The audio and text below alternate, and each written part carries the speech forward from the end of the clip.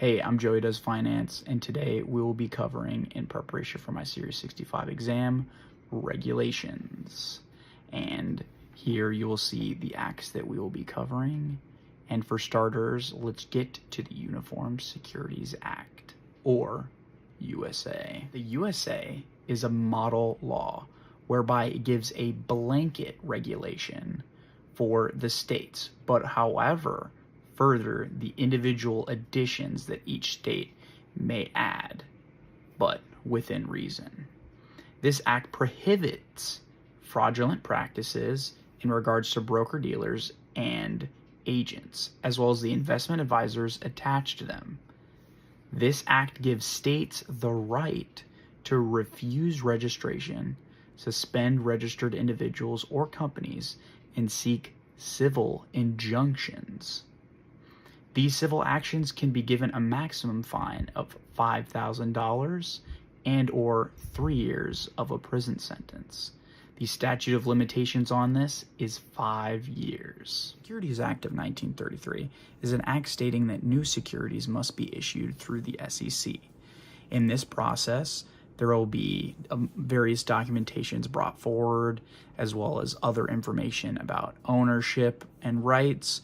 And during this period, the SEC will have a 20-day cooling off period while they look over all these documents. Now, during this time, a company that wishes to sell these securities can seek for indications of interest through red herring or tombstone advertisements.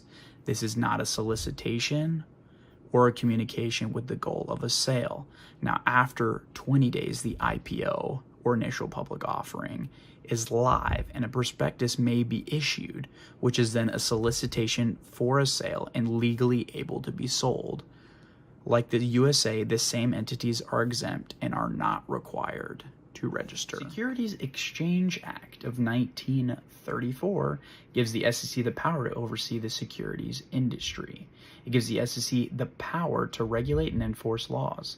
This act requires transparency for companies, as seen through EDGAR, through legal filings. EDGAR is a public website for people like you and me to see publicly traded companies and all of their legal filing requirements. This act also expresses how deceptive practices related to purchase, sale, or an offer of securities, publicly or privately traded. So even if you're an exempt company, you still are required to follow these rules and cannot deceive. You cannot require a customer or a potential client to sign away their rights. The Investment Company Act of 1940 is about regulation of, you guessed it, investment companies. This act is about protecting investors from companies that try and sell false promises. This act helps by requiring companies to disclose proper information to clients and potential customers, such as conflicts of interest because of a partnership with a firm or personal ownership of a stock that you are recommending to a client. This act also covers closed-end investment companies and open-end investment companies, most commonly known as mutual funds. These companies that engage primarily in investing and offering are bound by the act to businesses in the U.S. Now, finally, for the Investment Advisory Act of 1940. This is a federal law that requires investment advisors to register with the SEC or their state that they have a place of business in. This act also covers the fiduciary duty of financial advising and investment advisors in regard to the ethics of being a good steward of other people's securities and acting in their best interest. Having a supervisory procedures manual where, for example, a complaint is expressed by a client, it is immediately expressed to a supervisor and sent to the SEC. This is an example. There's various other details in that manual.